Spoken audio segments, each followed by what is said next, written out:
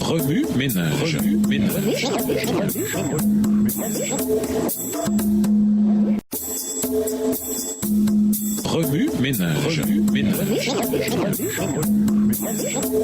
Bienvenue à votre émission Remue ménage. Nous voilà la leçon de mercredi.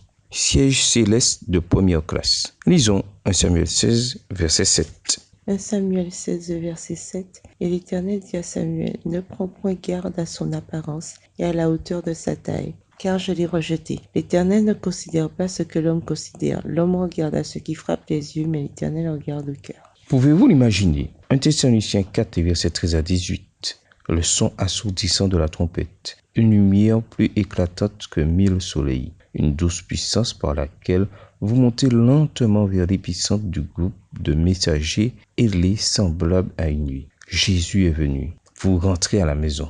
Mais tandis que vous vous élevez de plus en plus, vous jetez un coup d'œil autour de vous. Des amis et des membres de la famille doivent attendre. D'autres attendent encore plus longtemps. Il y a moins d'anges qui les entourent. Ces individus n'entendent pas clairement le son des trompettes. Tandis que vos yeux s'habituent à la lumière aveuglante, vous remarquez que Jésus s'approche plus près de certains que d'autres.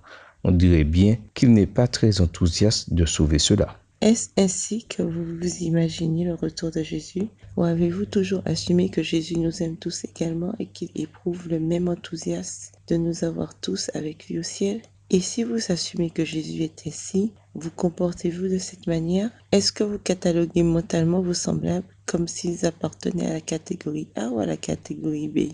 Dieu a promis un nouveau ciel et une nouvelle terre, où la justice habitera. Et voilà ce que nous attendons. 2 Pierre 3, 13. Dans le nouveau ciel et la nouvelle terre, toutes les relations brisées seront guéries. Isaïe 11, verset 1 à 10. Et voici la clé. Dieu veut que le ciel commence en nous dès aujourd'hui. Matthieu 6, verset 10, deuxième partie. Appliquer dans le monde d'ici-bas, l'idée de vivre dans le ciel peut devenir compliquée. Voici donc quelques idées pour nous aider à vaincre notre tendance à établir différentes catégories. Premièrement, faites provision de l'amour de Dieu. On ne peut tout simplement pas donner ce qu'on n'a pas. Si vous n'avez pas l'assurance de l'amour de Dieu pour vous, alors vous commettrez des maladresses chaque fois que vous tenterez de répandre son amour.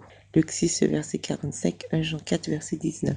Deuxièmement, revoyez vos valeurs. Chaque fois que vous avez envie de dédaigner quelqu'un parce qu'il est ennuyeux, bizarre, etc., écoutez l'Esprit de Dieu qui vous dit ce qu'il pense de cet individu. Dieu peut-il vous aider à le voir comme il le voit? Absolument. 1 Samuel 16, verset 7, Jean 9, les versets 5 à 7. Troisièmement, faites le premier pas. Souvent, nous nous attendons à ce que l'autre personne s'excuse, se repente ou change d'attitude la première. Mais si les deux personnes impliquées raisonnent ainsi, le changement ne se produira jamais et la blessure s'éternisera. Acceptez la sensation inconfortable qu'entraîne le geste de briser la glace. Cela en vaut largement la peine. Matthieu 5, versets 23 et 24. Oui, ménage, y a-t-il des gens avec lesquels vous aimeriez améliorer votre relation?